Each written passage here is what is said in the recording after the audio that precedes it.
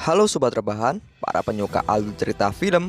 Di sini saya akan merangkum alur cerita film Fury. Film ini dirilis pada tahun 2014, disutradarai oleh David Ayer dan dibintangi oleh aktor keren lainnya. Film ini menceritakan tentang tentara Amerika yang melawan Jerman. Kita lebih fokus menceritakan tentang 5 pasukan dengan tank yang bernama Fury. Mereka berkru 5 orang yang memiliki nama Babel, Gordo, Grady, War Daddy, dan juga tentara baru yaitu Norman.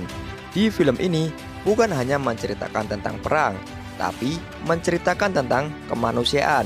Ya pokoknya baguslah untuk ditonton. Daripada tidak penasaran, langsung saja kita lihat alur cerita filmnya. Berlatar di tahun 1945, di mana Hitler menyuruh semua warganya untuk berperang. Dan di sini tank yang dimiliki oleh Amerika tidak sepadan dengan tank yang dimiliki oleh Jerman. Lalu kita diperlihatkan oleh tank yang dipimpin oleh War Daddy yang telah menyelesaikan misi dan akan kembali ke markasnya. Namun ada satu anggotanya yang telah gugur. Ketika sampai di markas, War Daddy ingin menyimpan rasa sedihnya karena kehilangan prajuritnya. Ya walaupun War Daddy ini dikenal sebagai sosok yang tegas ya. Lalu, untuk menggantikan posisi temannya, datanglah tentara baru yang bernama Norman. Ini dia orangnya. Dia ini adalah tentara yang baru masuk 2 bulan yang lalu. Dia bertugas di juru ketik, dia tidak pernah membunuh orang, apalagi pakai senjata perang. Norman yang baru masuk diminta untuk membersihkan tank. Dan ketika Norman membersihkan tank, ternyata masih ada sobekan wajah dari prajurit yang telah gugur. Di situ, Norman muntah dan melihat ada banyak korban dari perang tersebut. Lalu, War Daddy ditugaskan untuk pergi ke Compi Bunker dan menguasai salah satu kota Jerman bersama para prajurit lainnya. Setelah mendapatkan misi, mereka pun berangkat bersama. Di saat di perjalanan, War Daddy menyuruh Norman untuk belajar menembak dan mengawasi apabila ada yang mencurigakan, ia harus langsung membunuhnya. Sampai akhirnya Norman melihat anak kecil yang membawa senjata, namun ia tidak menembaknya. Dan tiba-tiba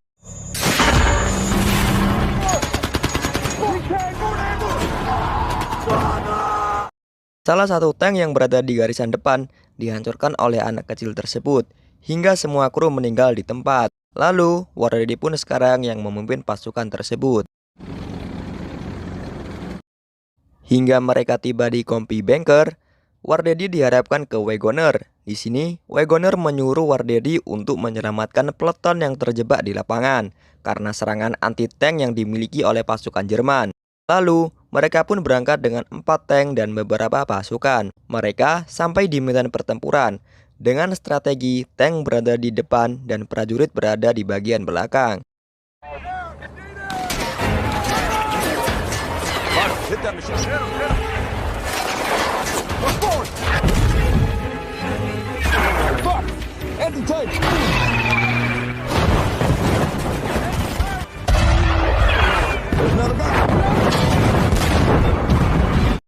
Norman lalu diminta untuk menembaki tentara Nazi yang telah tewas, namun ia tidak sanggup melakukannya. Norman, mending rebahan aja dah. Lalu setelah mereka berhasil menghancurkan anti-tank milik Jerman, mereka langsung menghabisi musuh yang masih ada. Di sini tersisa tentara Nazi. Norman pun dipaksa oleh War Daddy untuk menembak dan membunuhnya. Di sini Norman terguncang hatinya, di mana kemanusiaan tidak ada dalam perang ini. War Daddy pun juga merasa bersalah karena telah mengajari Norman hal yang sangat sulit.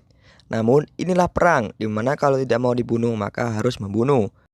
Lalu mereka beranjak pergi menuju kota yang akan mereka kuasai. Hingga mereka hampir tiba di kota tersebut, mereka melihat warga yang digantung karena tidak mau ikut dalam perang tersebut. Ini semua adalah perlakuan dari tentara SS, yaitu tentara yang dimiliki oleh Jerman. Mereka pun langsung menyerang tentara yang bersembunyi di dalam kota.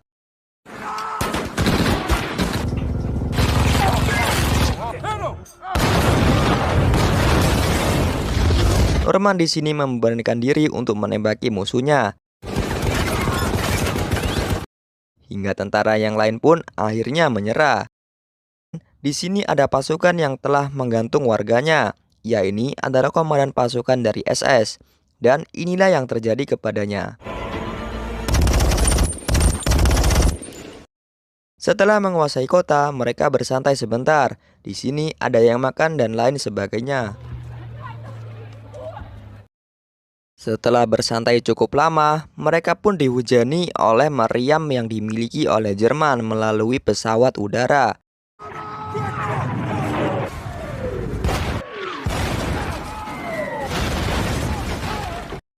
Setelah itu, mereka melakukan perjalanan lagi. Salah satu tank yang berada di belakang hancur. Namun, hancurnya tank tersebut bukan karena meriam atau senjata, namun ulah dari si Tiger, yaitu salah satu tank yang dimiliki oleh Jerman yang sangat canggih di waktu itu. Tank yang lain pun ingin mundur, namun War Daddy menyuruh untuk menghancurkan tank itu, dan penyerangan pun dimulai.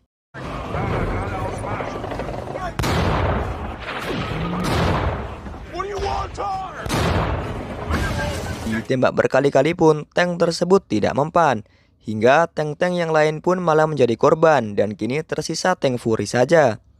Akhirnya, War Daddy pun mempunyai strategi untuk menghancurkan Tiger. Ia pun menembak bagian belakang Tiger hingga tank tersebut hancur. Mereka yang berhasil pun senang, namun radio yang dimiliki oleh mereka harus hancur. Tetapi mereka harus melanjutkan perjalanan untuk menjaga persimpangan. Di saat di persimpangan, tiba-tiba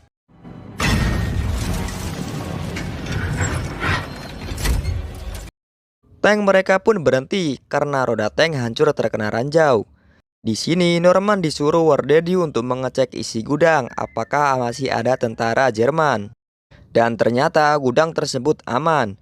Mereka mencoba untuk memperbaiki tank, dan Norman disuruh menjaga di barisan di depan. Di saat Norman berjaga di atas, datanglah tentara SS, yaitu tentara milik Jerman yang sangat tangguh. Norman lalu memberitahu yang lain bahwa tentara SS telah datang dengan pasukan yang sangat banyak. Yang lain pun akhirnya ingin pergi. Namun, War Daddy tidak ingin pergi karena ia telah menganggap tank Fury adalah rumahnya. Lalu Norman pun akhirnya ikut bersama War Daddy. Yang lain pun akhirnya ikut bersama menjaga tank Fury. Setelah itu mereka mengatur strategi.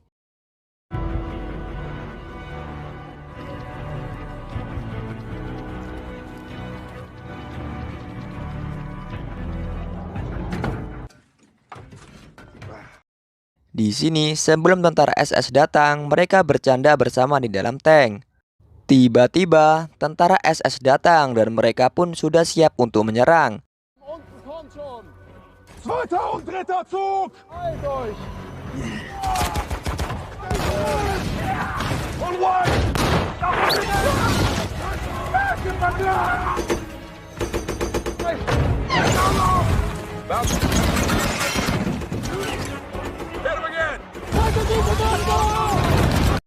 Dan di sini amunisi mereka pun habis.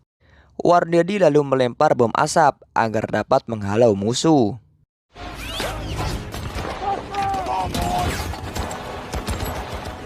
Di saat War Daddy ingin mengambil amunisi, War Daddy pun harus tertembak. Dan para tentara SS pun mengambil senjata penghancur tank. Dan tiba-tiba